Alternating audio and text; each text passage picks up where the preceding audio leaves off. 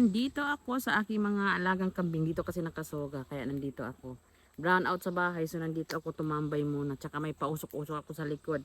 Para iwas lamok. Kasi pag sa damuhan, di ba malamok. So may dala din akong katol. Yan.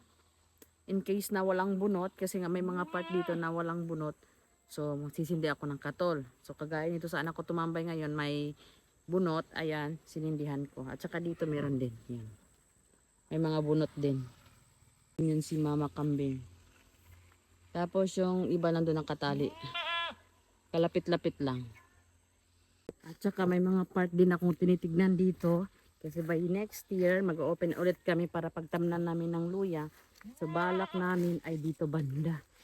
Kaya tinitignan ko yung area kung maganda bang pagtamnan ng luya.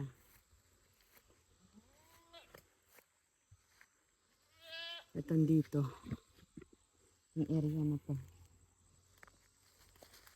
Ito. Ayun. So, ito yung area tinitignan namin. Tinitignan ko din na pagtamnan namin ng luya. Dito banda. Yan yung mga baby na baby kambing.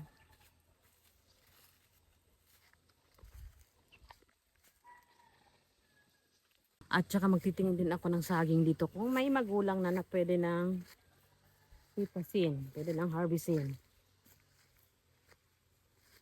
Ito tayo sa saging yan. Ayan. Ayan, mura pa.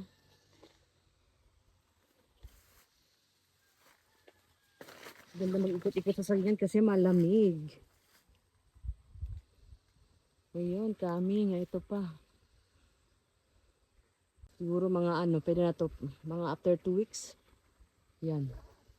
Pwede na.